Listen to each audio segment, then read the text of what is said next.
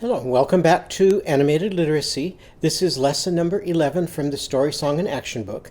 In this lesson, we're going to be taking a look at adaptations for the song Are You Sleeping, Brother John, and all of the uses that we have for that song for the developing phonological awareness. So to go back and begin where we were at the beginning, we started out by doing it with children's names. So Oscar can stand up, come up to the front of the classroom, and children can be reminded that Oscar's sound is like Dr. Ollie Ostrich. And so his verse goes, "Are you at the doctor's? Are you at the doctor's? Brother Oscar, brother Oscar. Oscar's bells are saying, Oscar's bells are saying, ah, ah, ah, ah. And the kids go, vowel. How do they know it's a vowel? Because it stands alone. It doesn't have a partner. Then Mary can stand up, and Mary's sound begins like Mimi Mermaid moving her magic mop. So we can sing, are you moving a magic mop? Are you moving a magic mop? Brother Mary. Now if we put in the wrong word there, the kids automatically correct us. Oh, she's not a boy, she's a girl. So if she's a girl, we can't use brother, we have to use sister. Are you moving a magic mop? Are you moving a magic mop? Sister Mary, Sister Mary. Mary's bells are saying, Mary's bells are saying, ming mong ming, ming mong ming.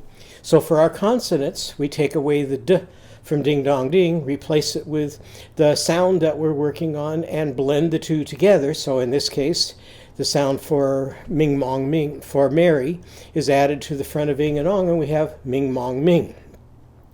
So now, as we're going along, at first, the children are simply copying me, and they may not fully understand what we're doing, but gradually they start to understand the process and start to move to independence with bells.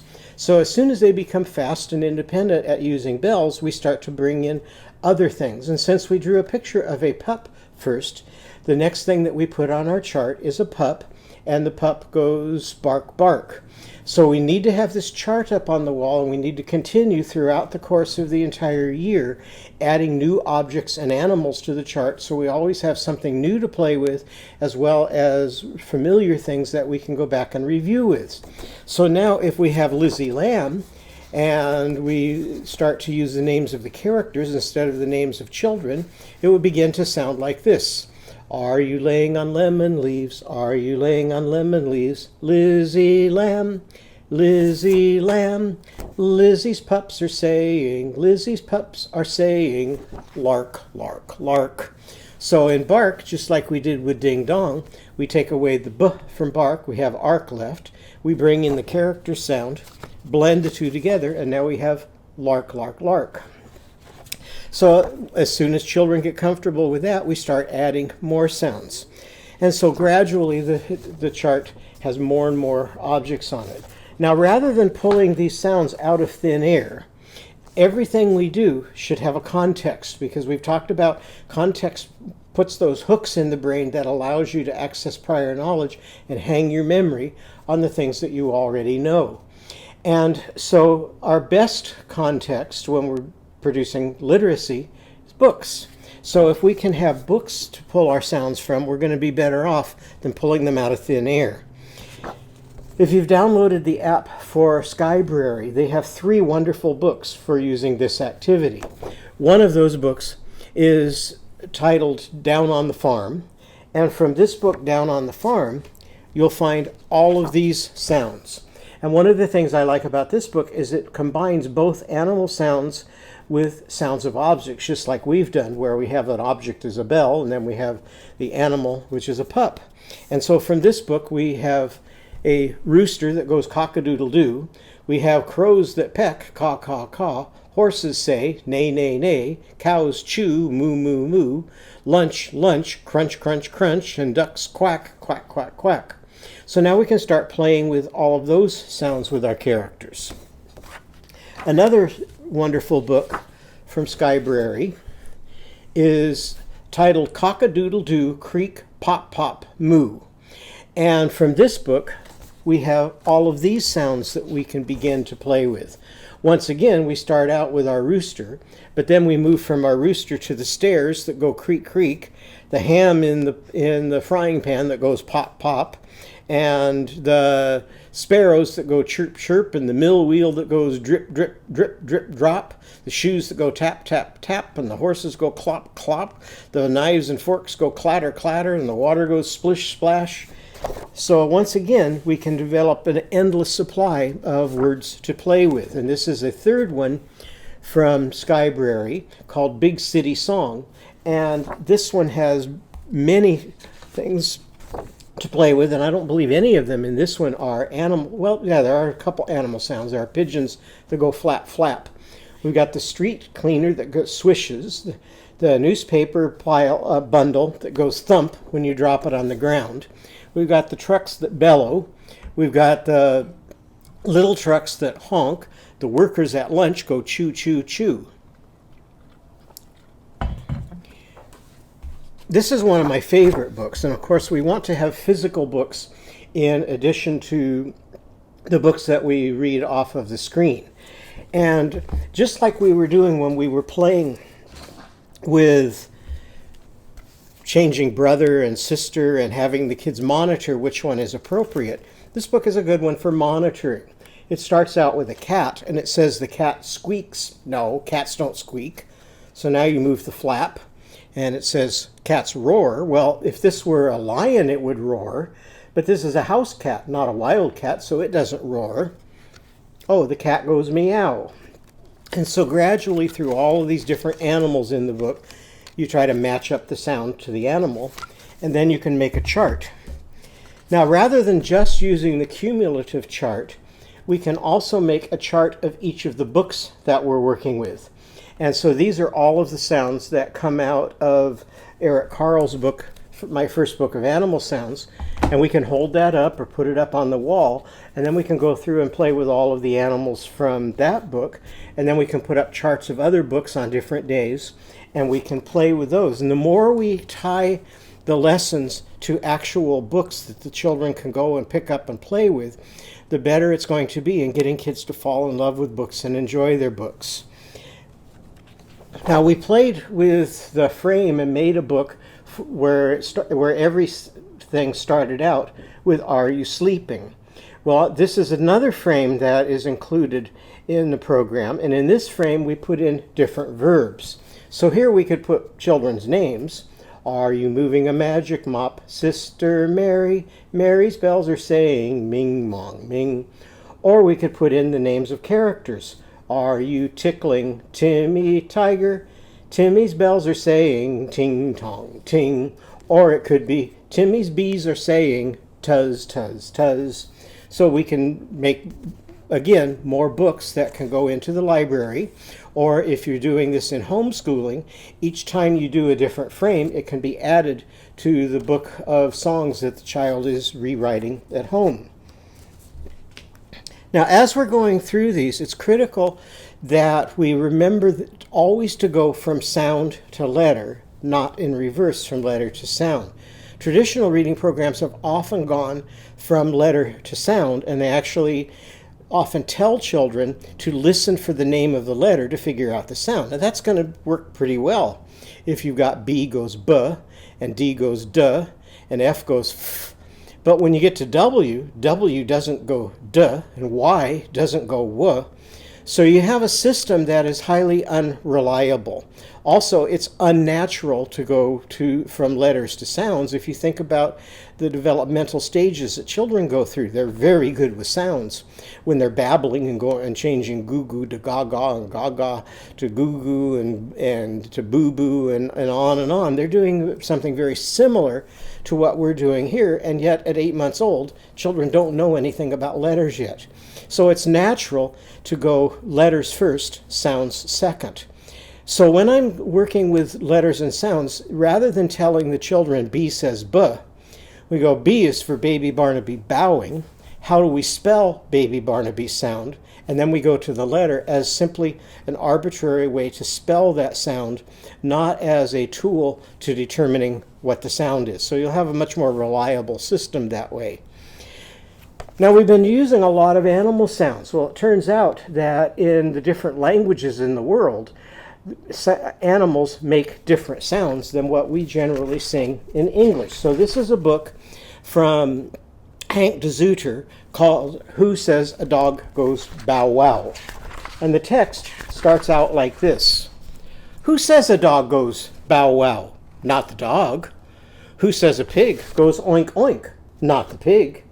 And then he starts listing all of these different animals and the sounds that they make in different languages. So we can begin to appreciate other cultures and other languages through the use of this book.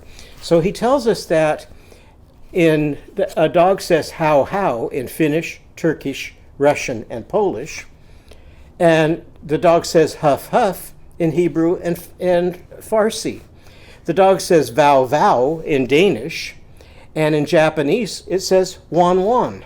And then it goes on to a mouse in English might say squeak squeak. But in Hebrew, it says cleek cleek. And in Greek, it says gweek gweek. A pig in English says oink oink. But in Vietnamese, it says ot ot. And in Danish, it says erf. So it's kind of fun to go through those various animal sounds. And we've done something a little bit like that in a song that's recorded on our CD called Mi Perrito, or Little Puppy. I learned of this song from a teacher who grew up in a household where only Spanish was spoken. And this was a song that she learned in Spanish as a child, and so it was done entirely in Spanish. When we recorded it, we decided to do it both in English and in Spanish. And so here are some different sounds that animals make in English and in Spanish. And our recording sounds like this.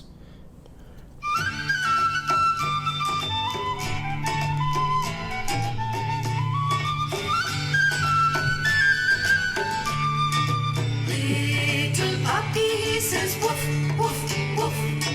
Mi perrito dice guap, guap, guap. So now we'll see what a cat says in Spanish. Little kitten, she says meow, meow, meow. Mi gatito dice meow, meow, meow. And here's our duck. Little duckling, he says quack, quack, quack. Mi patito dice quack, quack, quack. And then we have our chickie. Little chickie, she says peep, peep, peep. Mi pollita dice meow, meow, meow.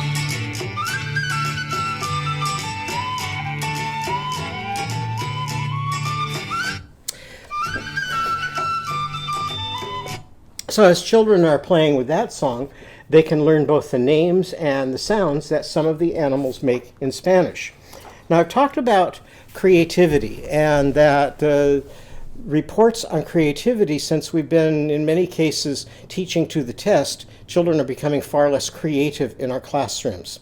Animated literacy does a lot to promote creativity. And one of the elements that helps to create creativity is repetition. If we do the same thing over and over and over again, eventually we find different ways to do that same thing, which is the essence of creativity. So this was a song I used with my children for a number of years, and then one day it dawned on me we could use that song right along with Are You Sleeping, Brother John for playing with sounds. And so these two songs work really well together. So instead of using it as a song for Spanish, the verses come in pairs, and so the first would be how we would sing the song with our normal animal sounds. So we could start out with, little puppy, he says woof, woof, woof. But then instead of turning it to Spanish in the next line, we can put one of our characters in.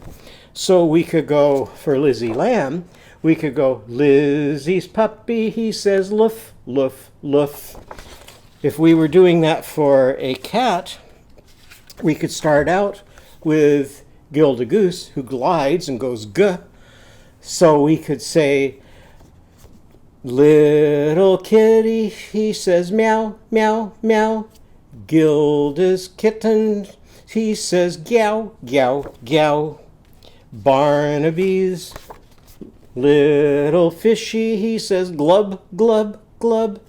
Barnaby's fishy, he says bub, bub, bub. So you can use all of these same sounds and things and create verses for mi perrito and have more fun with sounds. Now up to this point, we have only been working with single consonants, but many consonants can be combined to produce a consonant blend at the front of words.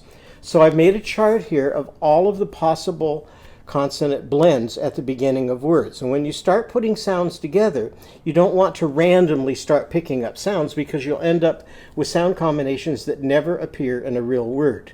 So we only want to use combinations that appear in real words. So you might copy this chart down, or it's included in our handbooks, and then you can start to play with sounds that can fit together to produce a blend. So here we could start out with something like this. Little puppy, he says soof, soof, soof. Sadie's puppy, he says soof, soof, soof. Well, I did that one wrong. It should be little puppy, he says woof, woof, woof. So the first time we're going to use the actual animal sound. The second time we'll change it to the character. Sadie's puppy, he says soof, soof, soof. Timmy's puppy, he says toof. Little puppy, he says toof, toof, toof. Timmy's puppy, he says toof, toof, toof. Now if we put these two together, we could go Sadie and Timmy's puppy, he says stoof. Sadie and I'm sorry. Sadie and Timmy, little puppy, he says woof, woof, woof. Sadie and Timmy's pup says stoof, stoof, stoof. There I got a little bit tangled up because I'm used to doing this with Frere Jacques, which works a little bit easier. So let's switch it back to Are You Sleeping? Are you surfing and tickling? Are you surfing and tickling? Sadie and Timmy, Sadie and Timmy, both their pups are saying, both their pups are saying, stoof, stoof, stoof, stoof, stoof, stoof. Now T and R naturally can go together.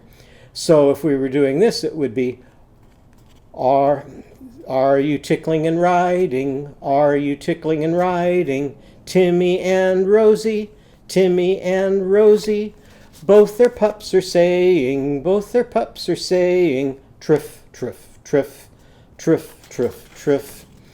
Or if we had G and R, those two are legal. There are words that begin with GR. So let's put an owl in this time. Gilda, are you gliding and riding? Are you gliding and riding? Gilda and Rosie, Gilda and Rosie, both their owls are saying, both their owls are saying, Groot, Groot, Groot, Groot, Groot, Groot. So instead of hoot, hoot, it's Groot, Groot. Now there you saw me get a little bit tangled up, and that's perfectly fine because when I'm teaching, I want to model creativity.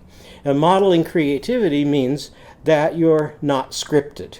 So what I'm trying to do here is give you a whole variety of activities, show you the patterns for using those activities, but don't be afraid to take risks and don't be afraid to get tangled up because your kids sometimes get tangled up and they need to see you modeling that it's okay to make mistakes and that we're all figuring out this together.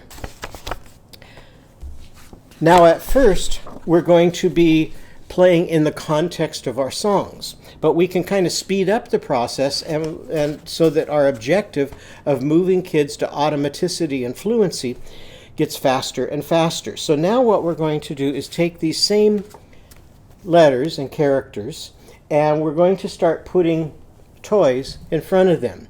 So each time the children see the toy next to the letter, they need to change the sound from the animal. So what does a lion say? Roar! So what does Lizzie Lamb's lion say if you're laying on your lemon leaves? Lore. What would baby Barnaby's lion say? Bore. Or if you use the melody from the song, Mimi Mermaids would go more, more, more. Four, four, four. So here I am fishing. Tor, tor, tor. Here I am tickling.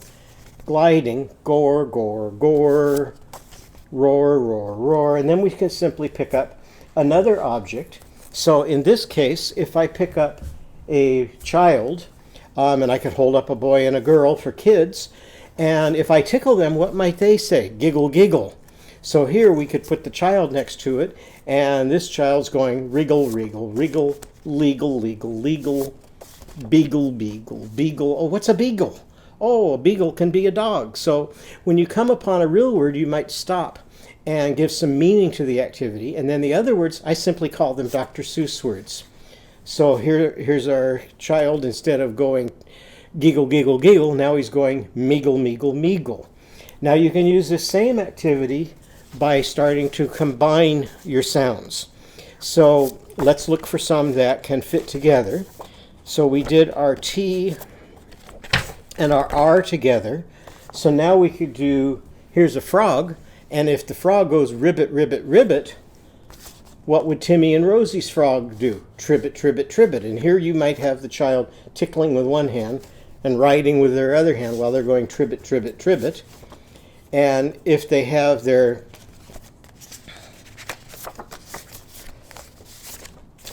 B and they have an R after the B, then it would be bribbit, bribbit, bribbit. Then you can start to bring in your patterns where there are three sounds that can make a sound. So let's go back momentarily to our song for Are You Sleeping? And let's take a pattern that has three sounds in it. So S, T, and R are on our list. So all three of those could go together. So if you're singing it that way, it would be, are you surfing, tickling, and riding? Are you surfing, tickling, and riding? Sadie, Timmy, and Rosie, Sadie, Timmy, and Rosie, all their rats are saying, all their rats are saying. And what does a rat say? Squeak. So if you take away the squa and you put in stra, what do you have? Streak, streak, streak. Now in the early stages, I'm going to be using the cards that have the full character and the letter so that children are associating with the picture, but the letter is there. Now gradually, as they're moving from phonological awareness to being able to use letters in addition to sounds to decode words, we're going to need to fade away that picture. So in animated literacy, we have a set of flashcards, and our flashcards have the letter nice, big, and bold, and some of them have the capital and others have the lowercase. So here we have our capital on the front and we have our lowercase on the back. So you could use either side when you're working with the children. And so we do the activity in exactly the same way, but we're scaffolding by reducing the level of support. So now we go along and we can hold up maybe a kangaroo this time, and our kangaroo's going hop, hop, hop. So what's he doing now?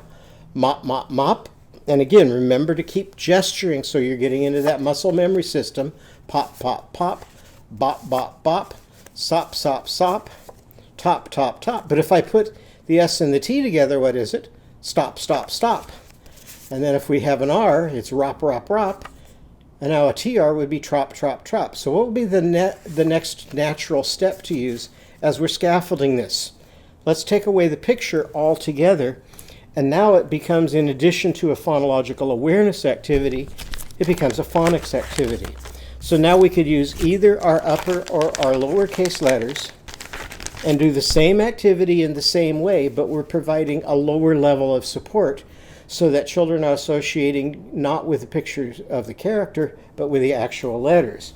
So now we could have our lion, and he's going more, more, more, roar, roar, roar, soar, soar, soar, tor, tor, tor, store, store, store, pour, pour, pour, pour, here we go, spore, spore, spore, and so on and so forth.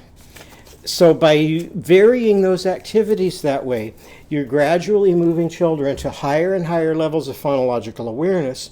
And then as you bring the letters in at a later time, you're moving children to phonics so that they're able to blend and decode and read the words in their books. So that's how phonological awareness and letters lay the foundation for word recognition.